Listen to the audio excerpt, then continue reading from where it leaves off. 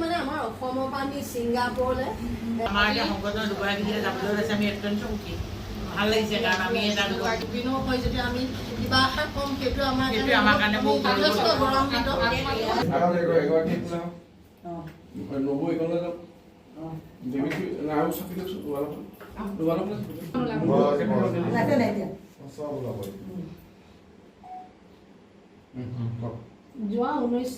যোৱা 19 ছেপ্টেম্বৰ 2টা বজাত এটা ফোন পাইছিলোঁ যে জুবিন গাৰ্গৰ ছিংগাপুৰত মৃত্যু হৈছিল। সেই খবৰ পোৱাৰ লগে লগে যথেষ্ট হতভম্বিত হৈছিলোঁ আৰু সকলো আচৰিত হৈ মৰ্মাহত হৈছিলোঁ কি হ'ল কি ঘটনা।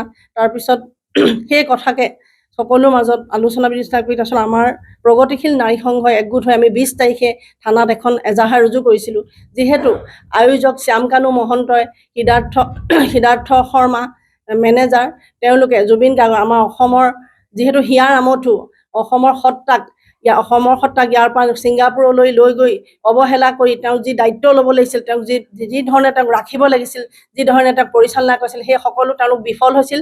যাৰ ফলত এই অৱহেলা কৰাৰ ফলত জুবিন গাৰ্গে অকাল মৃত্যুক সাৱটি ল'বলগীয়া হ'ল। গতিকে এই কালপিতকেইটাক কঠোৰতমতকৈ কঠোৰতম শাস্তি পোৱা বিচাৰিছোঁ। যদিও তেওঁলোক এতিয়া জেলত সোমাই আছে গতিকে তেওঁলোকৰ ওপৰত বিচাৰ চলি আছে। এই বিচাৰৰ কথা কৈ মই এইটোকে ক'ব বিচাৰিছোঁ তেওঁলোকে যাতে যথেষ্ট কঠোৰ শাস্তি পায় তাকে কামনা কৰিছোঁ।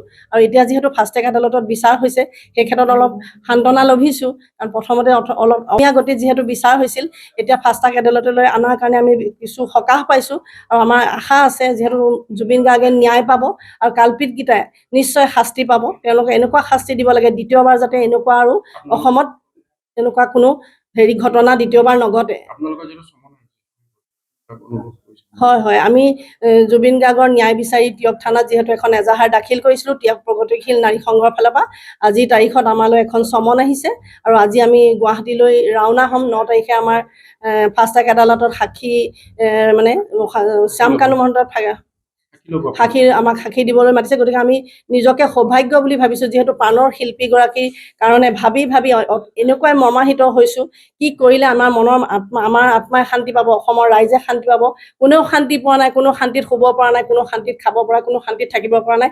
আমি এটাই বিচাৰিছোঁ জুবিনৰ হত্যাৰ ন্যায় বিচাৰিছোঁ। জুবিনৰ হত্যা হৈছে বুলি আমি ভাবিছোঁ আৰু এক ষড়যন্ত্ৰ কৰি জুবিনক হত্যা কৰা হৈছে বুলি আমি অসমবাসীয়ে ভাবিছোঁ। গতিকে আমি জুবিনৰ ন্যায় বিচাৰিছোঁ। আজি সঁচাই গৌৰৱান্বিত হৈছোঁ আমি গৈ কিবা ফাষ্ট ট্ৰেক আদালতত জুবিনৰ হৈ যে আমি ন্যায় বিচাৰিবলৈ পাই সঁচাই আনন্দিত হৈছোঁ আৰু মৰ্মাহত হৈছোঁ। দুখো লাগিছে প্ৰাণৰ শিল্পীজনক ইমান সোনকালে যে হেৰুৱাব লাগিব সেই কথা মনত কোনো দিনেই আমি ভবা নাছিলোঁ।